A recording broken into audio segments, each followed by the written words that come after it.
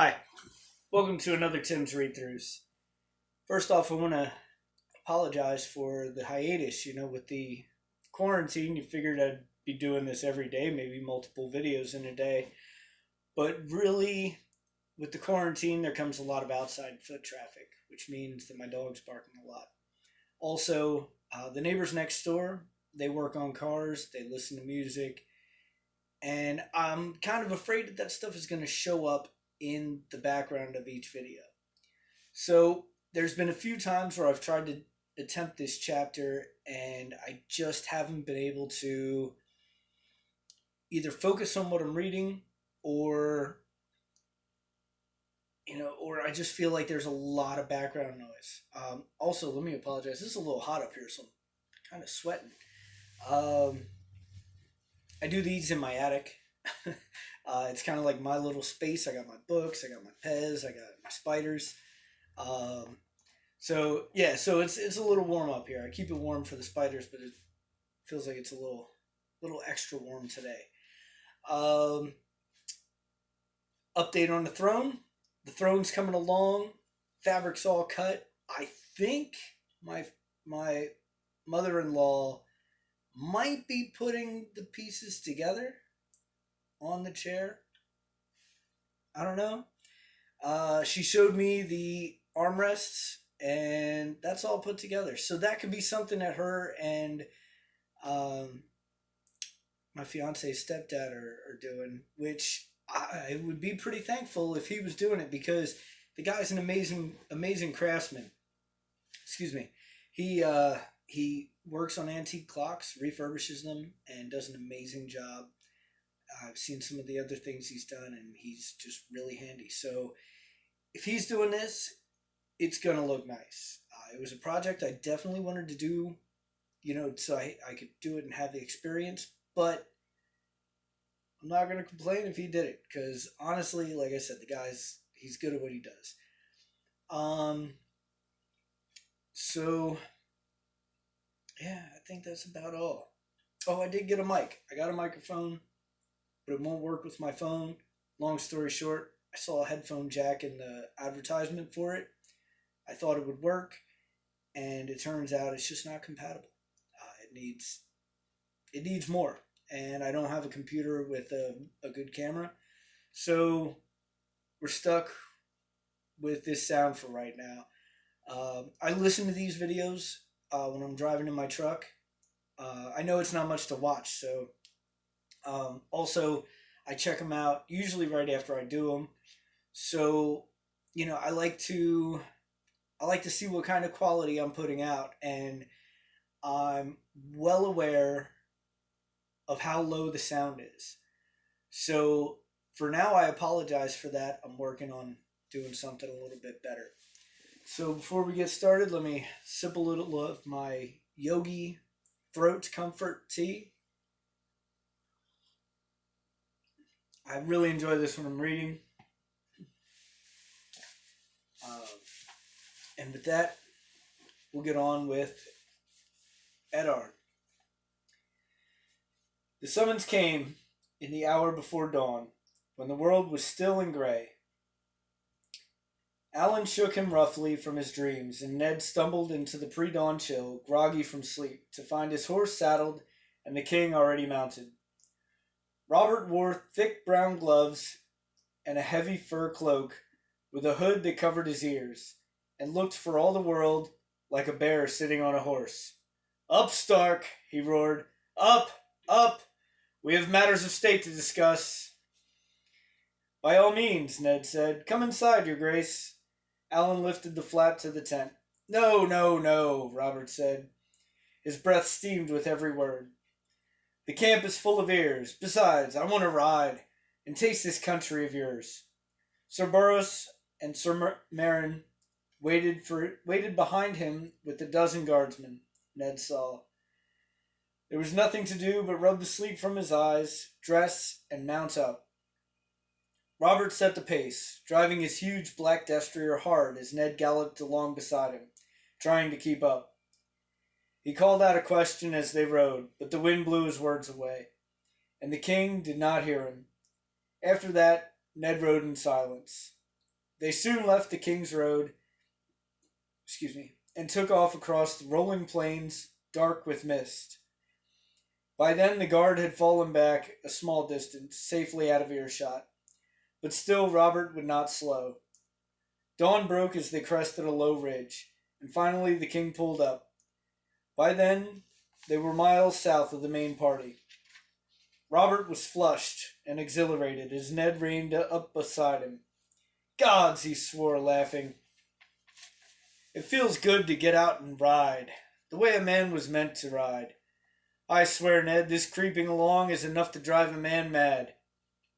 He had never been a patient man, Robert Baratheon. That damnable wheelhouse, the way it creaks and groans, climbing every bump in the road as if it were a mountain. I promise you, if that wretched thing breaks another axle, I'm going to burn it, and Cersei can walk. Ned laughed. I'll gladly light the torch for you. Good man, the king clapped him on the shoulder. I've half a mind to leave them all behind and just keep going. A smile touched Ned's lips. I do believe you mean it. I do, the king said. What do you say, Ned? Just you and me, two vagabond knights on the King's Road, our swords at our sides, and the gods know what in front of us, and maybe a farmer's daughter or a tavern wench to warm our beds tonight. Would that we could, Ned said, but we have duties now, my liege. To the realm, to our children. I to my lady wife, and you to your queen. We are not the boys we were. You never were the boy you were, Robert grumbled. More's the pity. And yet there was that one time. What was her name? That common girl of yours? Becca? No, she was one of mine. God's lover, black hair, and these sweet big eyes, you could drown in them. Yours was... Alina. No, you told me once. Was it Meryl? You know the one. You know the one I mean. Your bastard's mother. Her name was Wyla, Ned replied with cool courtesy, and I would sooner not speak of her. Wyla, yes, the king grinned. She must have been a rare wench if she could make Lord Eddard Stark forget his honor, even for an hour. You never told me what she looked like. Ned's mouth tightened in anger. Nor will I. Leave it be, Robert, for the love you say you bear me. I dishonored myself and I dishonored Catelyn, in the sight of gods and men. Gods have mercy, you scarcely knew Catelyn. I had taken her to wife. She was carrying my child. You're too hard on yourself, Ned. You always were, damn it. No woman wants Baelor the Blessed in her bed. He slapped a hand on his knee. Well, I'll not press you if you feel so strong about it. Though I swear at times you're so prickly you ought to take the hedgehog as your sigil. The rising sun sent fingers of light through the pale white mists of the dawn. A white plain spread out beneath them, bare and brown, its flatness here and there relieved by long, low hummocks. Ned pointed them out to his king, the barrows of the first men. Robert frowned. We have ridden onto a graveyard? There are barrows everywhere in the north, your grace, Ned told him. This land is old. And cold, Robert grumbled, pulling his cloak more tightly around himself. The guard had reined up well behind them, at the bottom of the ridge. Well, I did not bring you out here to talk of graves or bicker about your bastard. There was a rider in the night, from Lord Varys in King's Landing. Here. The king pulled a paper from his belt and handed it to Ned. Varys the eunuch was the king's master of whisperers. He served Robert now, as he had once served Aerys Targaryen. Ned unrolled the paper with trepidation, thinking of Lysa and her terrible accusation. But the message did not concern Lady Arryn. What is the source for this information? Do you remember Sir Jorah of Mormont? Would that I might forget him, Ned said bluntly. The Mormonts of Bear Island were an old house, proud and honorable, but their lands were cold and distant and poor. Sir Jorah had tried to swell the family coffers by selling some poachers to a Tyroshi slaver. As the Mormonts were bannermen to the Starks, his crime had dishonored the North. Ned had made the long journey west to Bear Island, only to find when he arrived that Jorah had taken ship beyond the reach of ice and the king's justice. 5 years had passed since then. Sir Jorah is now in Pentos, anxious to earn a royal pardon that would allow him to return from exile. Robert explained. Lord Varys makes good use of him. So the slaver has become a spy, Ned said with distaste. He handed the letter back. I would rather he become a corpse. Varys tells me that spies are more useful than corpses, Robert said. Jorah aside, what do you make of his report? Daenerys Targaryen has wed some Dothraki horse lord. What of it? Shall we send her a wedding gift? The king frowned. A knife, perhaps. A good sharp one. And a bold man to wield it. He did not feign surprise. Robert's hatred of the Targaryen was a madness in him.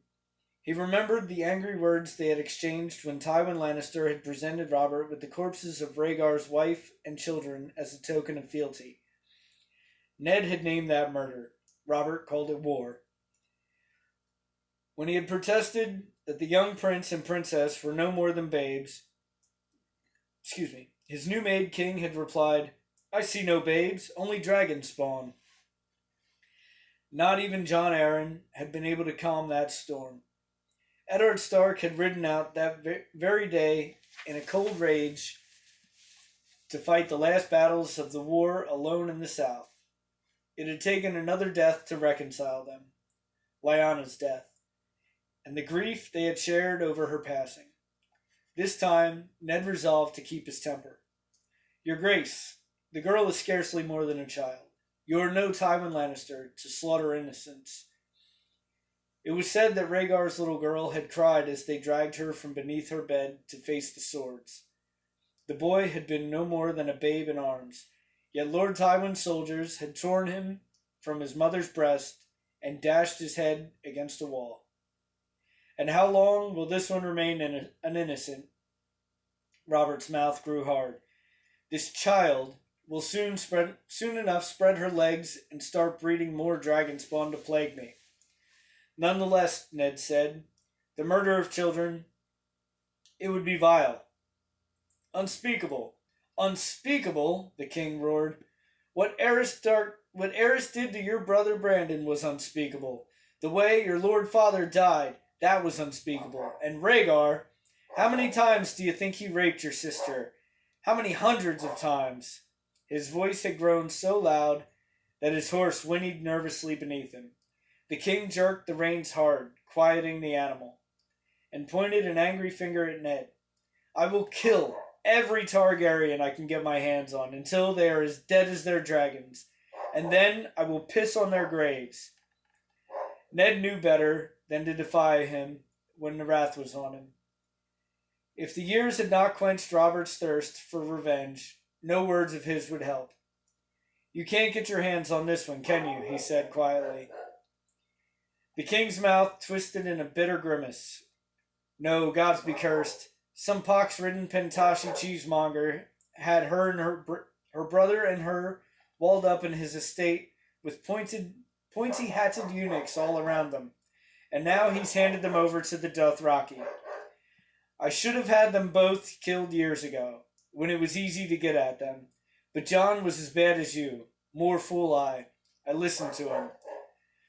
Jon Arryn was a wise man, and a good hand, Robert snorted. The anger was leaving him as suddenly as it had come. This Khal Drogo is said to have 100,000 men in his horde. What would Jon say to that? He would say that even 1,000,000 Dothraki are no longer a threat to the realm, so long they remain on the other side of the narrow sea, Ned replied calmly. The barbarians have no ships. They hate and fear the open sea. The king shifted uncomfortably in his saddle. Perhaps. There are ships to be had in the free cities, though, I tell you. Ned, I do not like this marriage. There are still those in the Seven Kingdoms who call me usurper. Do you forget how many houses fought for Targaryen in the war? They bide their time for now, but give them half a chance, they will murder me in my bed. And my son's with me. If the beggar king crosses with the Dothraki horde at his back, the traitors will join him. He will not cross, Ned promised. And if by some mischance he does, we'll throw him back into the sea. Once you choose a new warden of the East. The king groaned. For the last time, I will not name the errand boy warden. I know the boy is your nephew, but with Targaryens climbing in bed with Dothraki, I would be mad to rest 1/4 of the realm on the shoulders of a sickly child. Ned was ready for that. Yet we still must have a warden of the East. If Robert Arryn will not do, name one of your brothers. Stannis proved himself at the siege of Storm's End, surely. He let the name hang there for a moment. The king frowned and said nothing. He looked uncomfortable.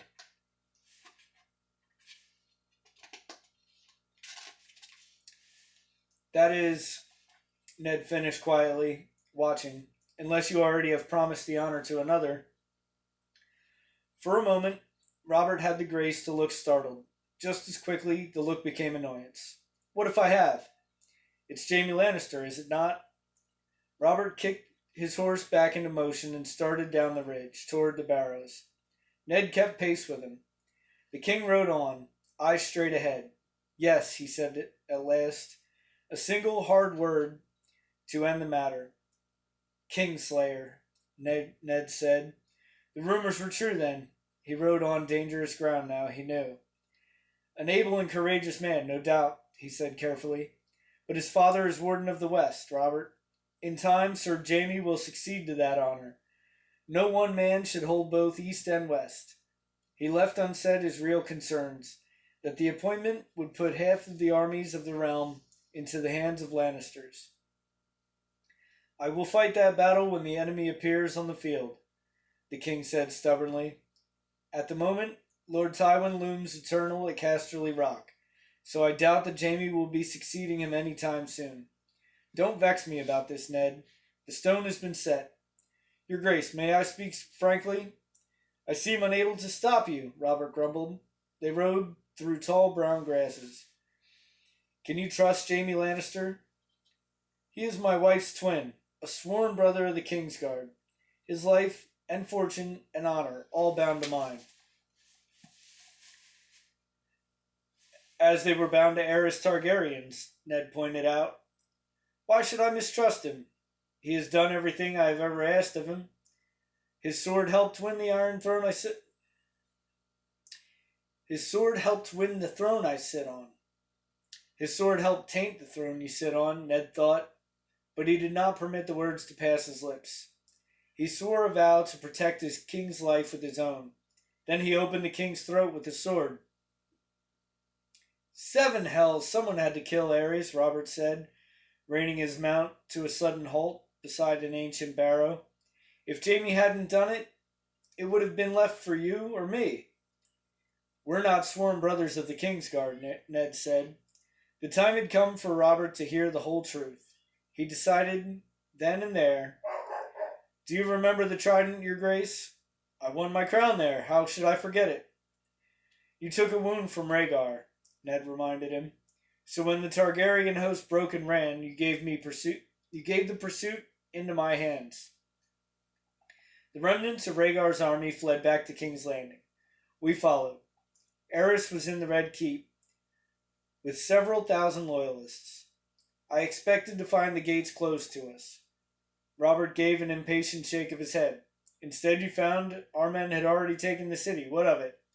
Not our men, Ned said patiently. Lannister men. The Lion of Lannister flew over the ramparts, not the crowned stag, and they had taken the city by treachery. The war had raged for close to a year. Lords great and small had flocked to Robert's banners. Others had remained loyal to Targaryen. The mighty Lannisters of Casterly Rock, the Wardens of the West, had remained aloof from the struggle, ignoring calls to arms from both rebels and royalists. Aerys Targaryen must have thought that his god His gods had answered his prayers when Lord Tywin Lannister appeared before the gates of King's Landing with an army 12,000 strong, professing loyalty. So the Mad King had ordered his last mad act. He had opened his city to the lions at the gate. Treachery was a coin the Targaryens knew well, Robert said. The anger was building in him again. Lannister paid them back in kind. It was no less than they deserved. I shall not trouble my sleep over it. You were not there, Ned said, bitterness in his voice. Troubled sleep was no stranger to him. He had lived his lies for 14 years, yet they still haunted him at night. There was no honor in that conquest. The others take your honor, Robert swore. What did any Targaryen ever know of honor? Go down in your crypt and ask Lyanna about the dragon's honor. You avenged Lyanna at the Trident, Ned said, halting beside the king. Promise me, Ned, she had whispered. That did not bring her back. Robert looked away, off into the gray distance. The gods be damned. It was a hollow victory they gave me. A crown. It was the girl I prayed them for. Your sister. Safe. And mine again. As she was meant to be. I ask you, Ned, what good is it to wear a crown? The gods mock the prayers of kings and cowards alike. I cannot answer for the gods, your grace. Only for what I found when I rode into the throne room that day, Ned said. Aerys was dead on the floor, drowned in his own blood. His dragon skulls stared down from the walls. Lannister's men were everywhere. Jaime wore the white cloak of the King's Guard over his golden armor. I can see him still. Even his sword was gilded. He was seated on the Iron Throne, high above his knights, wearing a helm fashioned in the shape of a lion's head. How he glittered. This is well known, the king complained. I was still mounted. I rode the length of the hall in silence, between the long rows of dragon skulls. It felt as though they were watching me. Somehow, I stopped in front of the throne, looking up at him. His golden sword was across his legs, its edge red with the king's blood. My men were filling the room behind me. Lannister's men drew back. I never said a word. I looked at him, seated there on the throne, and I waited. At last, Jaime laughed and got up. He took off his helm and said to me, Have no fear, Stark. I was only keeping it warm for our friend Robert. It's not a very comfortable seat, I'm afraid. The king threw back his head and roared. His laughter startled a flight of crows from the tall brown grass. They took to the air in a wild beating of wings. You think I should mistrust Lannister because he sat on my throne for a few moments? He shook with laughter again. Jaime was all of 17, Ned scarce more than a boy. Boy or man, he had no right to that throne. Perhaps he was tired, Robert suggested. Killing kings is a weary work. Gods know there's no place else to rest your ass in that damnable room. And he spoke truly. It is a monstrous, uncomfortable chair, in more ways than one. The king shook his head. Well, now I know Jaime's dark sin, and the matter can be forgotten. I am heartily sick of secrets and squabbles and matters of state, Ned. It's all as tedious as counting coppers. Come, let's ride. You used to know how. I want to feel the wind in my hair again. He kicked his horse back into motion and galloped up over the barrow, raining earth down behind him. For a moment, Ned did not follow. He had run out of words, and he was filled with a vast sense of helplessness. Not for the first time. He wondered what he was doing here and why he had come.